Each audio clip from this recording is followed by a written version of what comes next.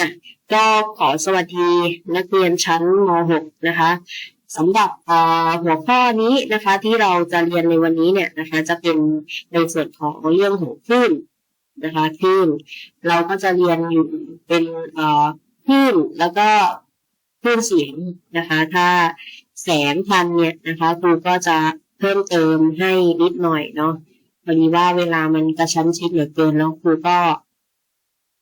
มาว่าโควิดพอดีนะคะก็เลยต้องบันทึกวิดีโอให้นะทีนี้นะคะเอกสารตัวนี้เนี่ยครูจะแนบไว้ในMoodleเหมือนกันนะคะแล้วก็ลิงก์วิดีโอตรงนี้เลยนะคะสำหรับวันนี้เราก็มาถือว่าเป็นการทบทวนแล้วกันนะคะเกี่ยวกับเรื่องของคลื่นนะคะตั้งแต่เริ่มแรกเลยแล้วกันนะคะหัวข้อที่เราจะเรียนในวันนี้นะคะก็จะมีทั้งหมด3ตัวหลักๆนะคะก็คือเป็นประเภทและก็ส่วนประกอบคลื่นอันนี้ก็ไม่ได้ยากนะคะบางคนอาจจะ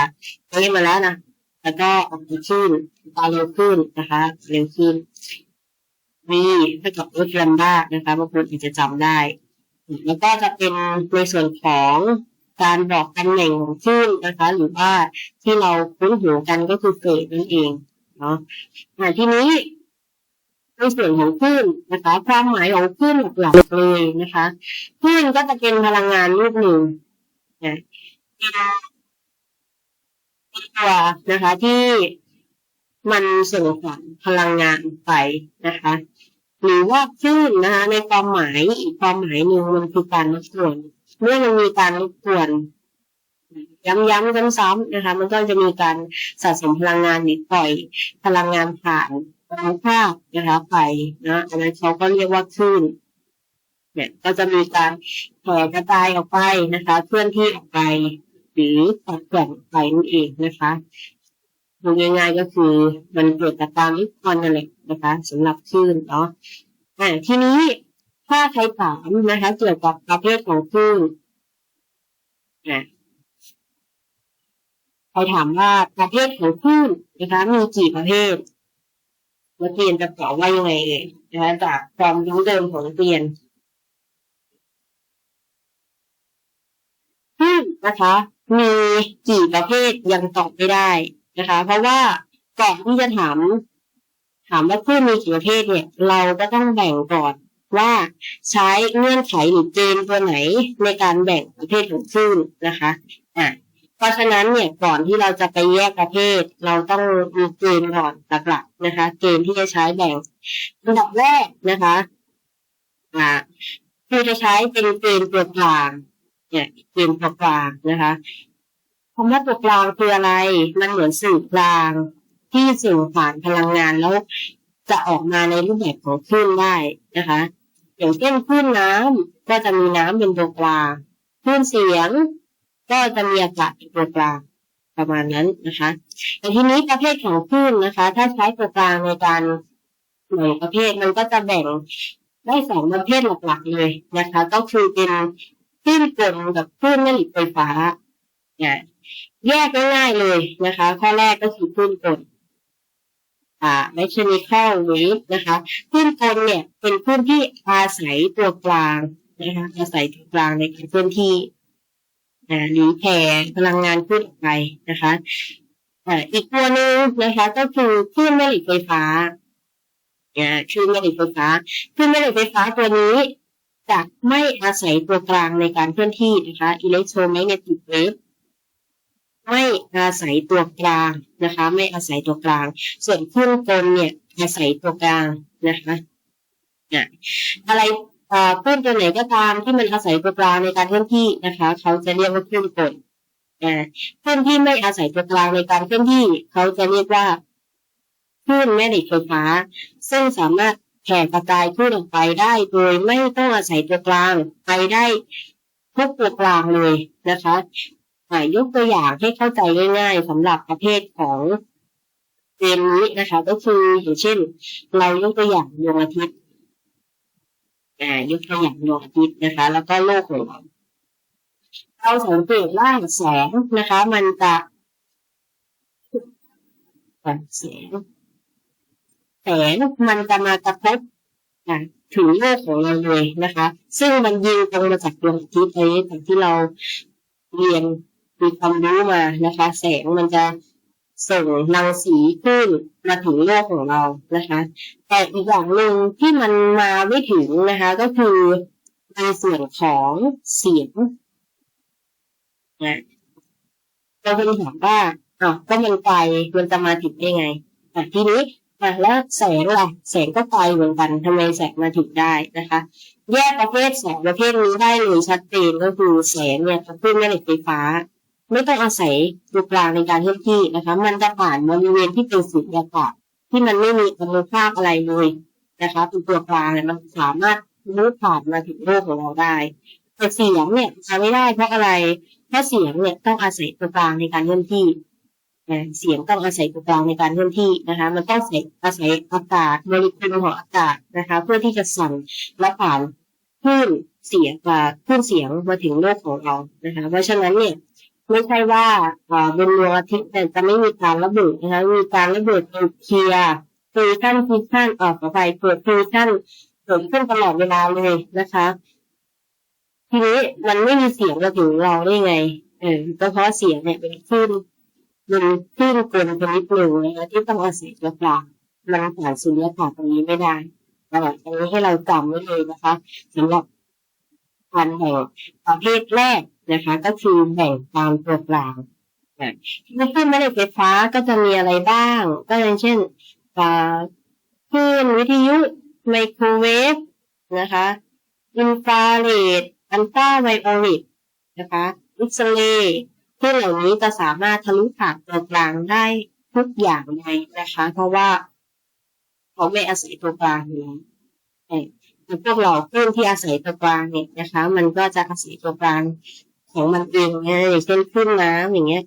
สึนามิก็ต้องอาศัยตัวกลางถูกไหมนะคะคลื่นในเส้นเชือกโดยเฉพาะคลื่นเสียงนะคะที่เราอาจจะเข้าใจผิดว่าเสียงเนี่ยมันไม่อาศัยตัวกลางแต่เสียงเนี่ยคือคลื่นตัวหนึ่งที่อาศัยตัวกลางนะคะใช้ตัวกลางอันนี้ไม่ใช้ตัวกลางนะคะแบ่งง่ายๆประเภทที่สองนะคะเกมที่สองแล้วกันไม่ใช่ประเภทที่สองเกมที่สองแบ่งตามทิศทางนะคะแบ่งตามทิศทางแบ่งตามทิศทางนะคะมันจะแบ่งได้สองทิศทางด้วยกันนะสองแบบด้วยกันก็คือคลื่นความขวางคลื่นความยาวเรามาพูดถึงคลื่นความขวางก่อนคลื่นความขวางแบบไหนให้นักเรียนเน้นคำว่าขวางนะคะเน้นคำว่าขวางเลยคำว่าคลื่นความขวางสมมตินะคะครูมีคลื่นสีรูปนี้อาจจะมองไม่ชัดให้ครูวาดใหม่กันคลื่นตัวหนึ่งนะคะที่มันเป็นคลื่นน้ำเคลื่อนที่นะคะเข้าฝั่งอันนี้เป็นฝั่งแล้วกันเนาะอันนี้เป็นฝั่งทรายนะคะเคลื่อนที่เข้าฝั่งทีนี้นะคะทิศทางการส่งคลื่นมันคือเคลื่อนที่ขึ้นลงเนาะเหมือนเคลื่อนขึ้นแล้วก็ลงขึ้นลงขึ้นลงนะคะแต่ว่าทิศทางการเคลื่อนที่ของคลื่นเนี่ยนะคะคือให้เป็น v มันจะเคลื่อนเข้าหาฝั่งแบบนี้เพราะฉะนั้นนะคะทิศการสั่นทิศการสั่นอันนี้ทิศการสั่นทิศการสั่นขึ้นลงแต่ว่าทิศการเคลื่อนที่เนี่ยไปถึงขวาเพราะฉะนั้นเนี่ยทิศการสั่นกับทิศการเคลื่อนที่เนี่ยตั้งฉากกันนะคะมันเป็นที่มาของคำว่าคลื่นไปขวาเนี่ยมันขวางกันอยู่นะคะมันขวางกันอยู่เพราะฉะนั้นนะคะคลื่นตัวนึงที่เป็นคุณสมบัตินะขออภัยที่มีคุณสมบัติเป็นคลื่นตามขวางเลยทุกประเภทเลยคือคลื่นแม่เหล็กไฟฟ้านะคะelectromagnetic wave นะคะคลื่นแม่เหล็กไฟฟ้าเป็นคลื่นตามขวางทั้งหมดนะนักเรียนไม่ว่าจะเป็นไมโครเวฟอินฟราเรดวิทยุนะคะต่างๆเนี่ยคลื่นแม่เหล็กไฟฟ้าเป็นคลื่นตามขวางทั้งหมดเป็นคลื่นตามขวางนะคะมีทิศการส่องตั้งฉากกับทิศการเคลื่อนที่แล้วก็อย่างเช่นคลื่นน้ำคลื่นน้ำนะคะมาดูอีกฝั่งหนึ่งนะคะคลื่นตามยาวคลื่นตามยาวคำว่าตามยาวนะคะก็คือทิศการสั่นกับทิศการเคลื่อนที่เนี่ยจะไปทิศเดียวกันเลย สมมตินะคะยกตัวอย่างเช่นสปริงง่ายๆเครื่องสปริงนะคะสปริงจะมีการหดเข้าขยายออกหดขยายนะคะซึ่งจะมีทิศการสั่นเนี่ยให้เป็น V ไปในทิศเดียวกับที่ทำหน้าที่เลยนะคะอันนี้ที่การสั่นเนี่ยหดขยายนะคะอย่างนี้ถ้าแบบนี้เขาจะเรียกว่าคลื่นความยาวซึ่งจะประกอบด้วยคลื่นอะไรบ้างนะคะที่เราเห็นกันบ่อยๆนะคะก็คือคลื่นเสียงคลื่นเสียงก็เป็นคลื่นชนิดหนึ่งที่เป็นคลื่นความยาวนะคะแล้วก็คลื่นสปริงอันนี้เราอาจจะรู้อยู่นะคะเพราะว่ามันมีลักษณะการเคลื่อนที่กันให้เห็นชัดเจนเลยอย่างสปริงนะคะแต่ว่าเสียงเนี่ยมันจะเป็นการถ้าเราจะได้ยินเสียงของเพื่อนเราเนี่ยมันจะเป็นการขยายเรื่อยๆนะคะส่งผลสู่พลังงานผ่านโมเลกุลทำให้เราได้ยินเสียงเพื่อนอีกหนึ่งได้นะคะเพราะฉะนั้นเนี่ยคลื่นเสียงเป็นคลื่นความยาวชนิดหนึ่งด้วยนะคะอันนี้ก็เน้นไว้หน่อยโอเคทีนี้ประเภทที่สองเกณฑ์ที่สองก็เรียบร้อยแล้วนะคะก็คือแบ่งตามทิศทางการสั่นคลื่นทิศทางการสั่นคลื่นนะคะทีนี้อันที่สามเกณฑ์ที่สามเกณฑ์นี้ก็ไม่ได้ยากนะคะก็คือเป็นจำนวนครั้งของคลื่นเฉยจำนวนครั้งของคลื่นนะคะถ้าเกิดคลื่นดนก็คือคลื่นที่เราจิ้มแค่ครั้งเดียวจิ้มมันจะเกิดลูกคลื่นสมมติจุดตรงนี้เป็นจุดที่เราจิ้มน้ำนะคะมันก็จะเกิดคลื่นออกมาประมาณ1-2คลื่น1-2ลูกนั่นเองนะคะอันนี้เขาเรียกว่าคลื่นดนเนี่ยมาจากครั้งเดียวนะคะอันนี้คือความเองของความเนาะต่อมาขวามือนะคะเมื่อมีคลื่นดนก็จะมีอีกประเภทหนึ่งนะคะที่เขาเรียกว่าคลื่นต่อเนื่องคลื่นต่อเนื่องเนี่ยเหมือนเราจิ้มน้ำแล้วมันก็สั่นกระจายออกไปต่อเนื่องหลายๆคลื่นนะคะเหมือนเราเอาไปเล่นอยู่ริมสระน้ำแล้วก็เอาขานะคะไปแช่น้ำแล้วก็กระดิกขาอย่างเงี้ยนะคะมันก็จะเกิดลูกคลื่นแบบต่อเนื่องนั้นเขาเรียกว่าคลื่นต่อเนื่องเนาะเพราะฉะนั้นนะคะประเภทของคลื่นเนี่ยนะเราจะแบ่งไม่ได้เราต้องใช้เกณฑ์ในการแบ่งใช้เกณฑ์ในการแบ่งเพราะว่าแต่ละคลื่นแต่ละประเภทเนี่ยจะมีคุณสมบัติต่างกันไปโอเคมี3เกณฑ์หลักๆก็คือตัวกลางทิศการสั่นนะคะแล้วก็จำนวนครั้งในการสั่นอันนี้ก็คือประเภทของคลื่นและความหมายคลื่นนะคะแต่ทีนี้ต่อมาเข้าประเด็นเกี่ยวกับเรื่องคลื่นกันเพราะว่าประเด็นนี้เนี่ยถ้านักเรียนพิจารณาตัวนี้ได้นักเรียนสามารถที่จะเรียนคลื่นให้เข้าใจแล้วก็ไม่ต้องไปจำอะไรมากนะคะเพราะว่าคลื่นเนี่ยเป็นเรื่องหนึ่งที่มันไม่ได้ยากเลยนะถ้าเราพิจารณาตัวเดียวออกก็คือทำได้นะคะพิจารณาลูกคลื่นให้ออกพิจารณาคาบให้ออกนะคะเราก็สามารถที่จะทำผลได้แล้วนะคะทีนี้เนี่ยเอาเน้นเลยนะคะอัตราเร็วคลื่นนะคะจากสมการที่เรารู้กันอยู่นะก่อนหน้านั้นนะครูสอนเกี่ยวกับการเคลื่อนที่แบบวงกลมอะไรไปต่างๆถ้าคำว่าอัตราเร็วเราก็ย้อนไปตั้งแต่บทแรกเนี่ยนะคะมันก็จะมีสมการหนึ่ง v เท่ากับ s ส่วน t นี่แหละนะคะซึ่งมันก็จะมาอยู่ที่เรื่องของคลื่นอีกเหมือนเดิมนะคะซึ่งมันก็มาจากความหมายเดียวกันอัตราเร็วนะคะอัตราเร็วเมื่อคลื่นนะคะในรูปของคลื่นก่อนที่จะไปพูดอัตราเร็วเนาะเรามาทบทวนเกี่ยวกับส่วนประกอบคลื่นก่อนนะเผื่อนักเรียนจะงงนะเอาส่วนประกอบของคลื่นก่อนการสั่นคลื่นนะคะสั่นคลื่นของคลื่นนะคะคือจุดที่ต่ำที่สุดนะสั่นคลื่นคือจุดที่สูงที่สุดของคลื่นนะคะมันก็จะมีตำแหน่งอ้างอิงหรือ เขาเรียกว่าตำแหน่งการกระจัดเท่ากับศูนย์เนี่ยนะคะอยู่ที่สเกลศูนย์ตรงนี้นะเพราะฉะนั้นตรงนี้นะคะ x คืออะไร x คือการกระจัดนะคะ x คือการกระจัดนะแต่ว่าถ้าการกระจัดสูงสุดขึ้นมาเมื่อไหร่เขาจะเรียกว่า amplitude ทั้งบนทั้งล่างเลยนะคะเพราะฉะนั้นคลื่นที่มีพลังงานสูงนะคะส่วนใหญ่จะมี amplitude ที่สูงเหมือนกัน amplitude ที่สูงนะคะทีนี้แลมด้าตัวนี้นะคะแลมด้าตัวนี้เราอาจจะคุ้นนะคะตัวนี้คือความยาวคลื่นความยาวคลื่นนะคะแลมด้ามีหน่วยเป็นเมตรนี่แหละก็คือเป็นในรูปแบบระยะทางนะคะระยะทางในรูปแบบของคลื่นนั่นเองนะคะเขาเรียกว่าแลมด้าซึ่งแลมด้าเนี่ยนะคะเป็นสิ่งที่เราต้องพิจารณาให้ออกเลยว่า1แลมด้าเนี่ยมีค่าเป็นเท่าไหร่นะคะแต่ละลูกคลื่นเดี๋ยวเราจะไปคำนวณกันอีกทีนึงเนาะทีนี้ส่วนประกอบส่วนใหญ่ก็จะมีแค่นี้นะคะแลมด้าแล้วก็ไม่อยากให้เราไปจำแบบนี้นะส่วนใหญ่ก่อนหน้านั้นน่ะที่เราเรียนก็คือสันคลื่นถึงสันคลื่นเนี่ยคือ1แลมด้านะคะแต่ว่าการที่มันครบ1แลมด้าเนี่ยมันไม่ใช่สันคลื่น1สันคลื่นหรือพ้องคลื่น1พ้องคลื่นเสมอไปมันคือการเคลื่อนที่ครบ1รอบวงกลมเราจะสังเกตนะคะว่าถ้ามันขึ้นไปมันจะคล้ายๆกับครึ่งวงกลมแล้วลงมาก็จะเป็นครึ่งวงกลมเพราะฉะนั้นรวมกันก็จะเป็น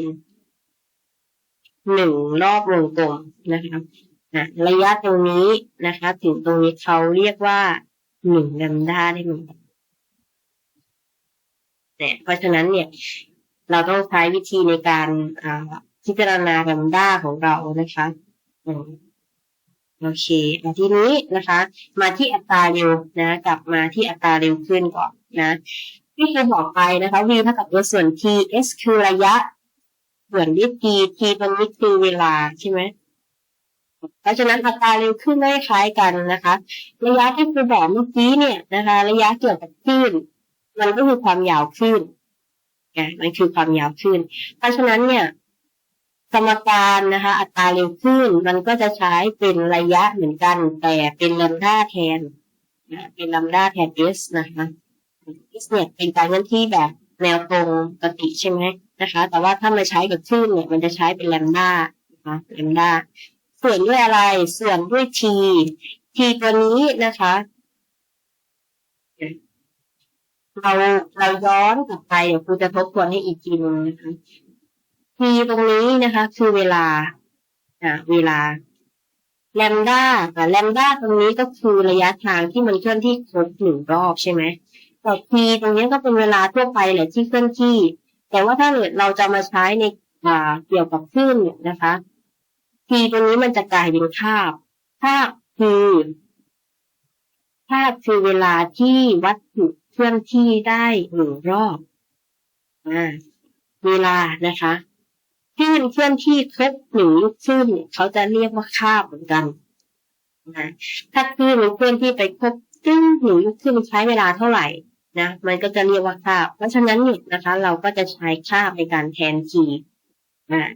เราก็จะได้สมการเกี่ยวกับความเร็วคลื่นออกมาโดยที่ไม่ต้องไปจำอะไรมากเลย v เท่ากับแลมด้าส่วน t หรือ t มันจะมี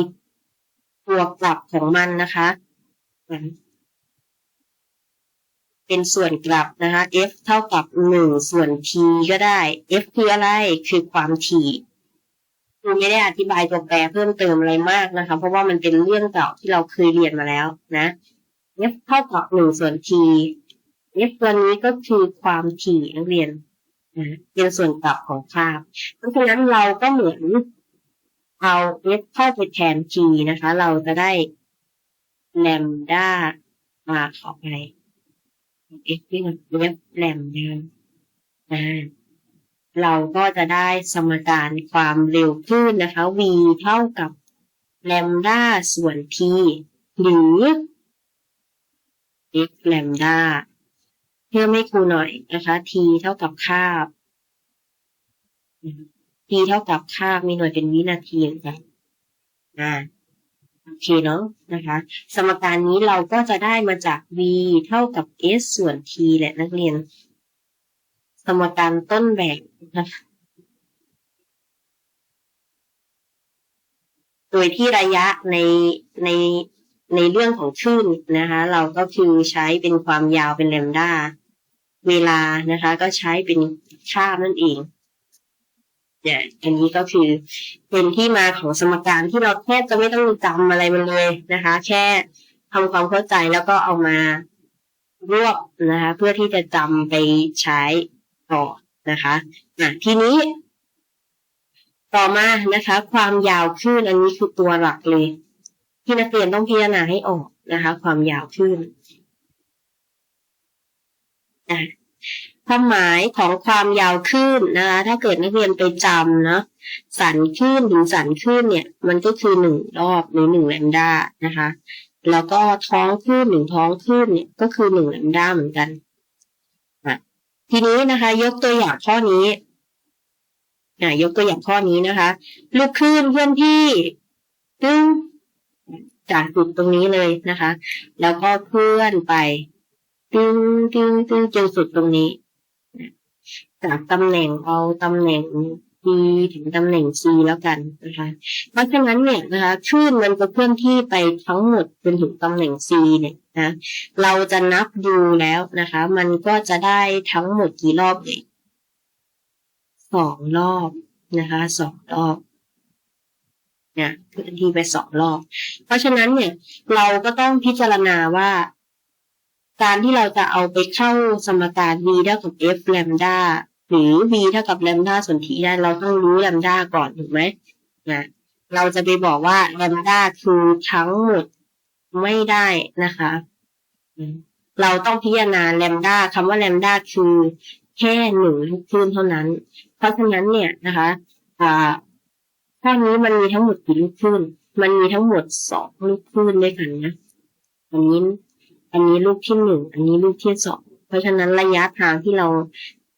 หามาได้เราต้องหาร2เพื่อจะรู้แลมดานะคะเพราะฉะนั้นความหมายของแลมดาจริงๆนะคะแลมดาคือระยะทางส่วนด้วยจำนวนรอบนะระยะทางส่วนด้วยจำนวนรอบมีกี่รอบนะคะมีระยะทางเท่าไหร่มีกี่รอบเราก็จะมันจะได้แลมดาพอดีเนาะทีนี้นะคะถ้ากราฟเป็นแบบนี้แกน x นะคะบอกถึงระยะทางเราก็จะพูดถึงตัวแลมดาเป็นหลักๆเลยนะคะทีนี้ต่อมานะคะอีกตัวหนึ่งก็คือคาบบางทีนะคะเขาให้กราฟแบบนี้มากราฟแกน x ตรงนี้เป็นเวลาถ้าพูดถึงเวลาเราต้องนึกถึงคาบไปก่อนคาบตัวนี้ความหมายของมันคืออะไรลูกคือเวลาที่ครบ1 รอบเวลาที่ครบ1 รอบนะคะเพราะฉะนั้นคาบจะเท่ากับเวลาส่วนจำนวนรอบเวลาส่วนจำนวนรอบนะคะมีหน่วยเป็นวินาทีเหมือนกันเพราะฉะนั้นเราจะได้เวลามาทั้งหมดนะคะเวลามาทั้งหมดในการเคลื่อนที่ของคลื่นแล้วเราก็ต้องมาพิจารณาอีกว่าคลื่นเคลื่อนที่ไปกี่รอบอย่างกรณีนี้นะคะเราก็จะได้คลื่นทั้งหมดกี่รอบ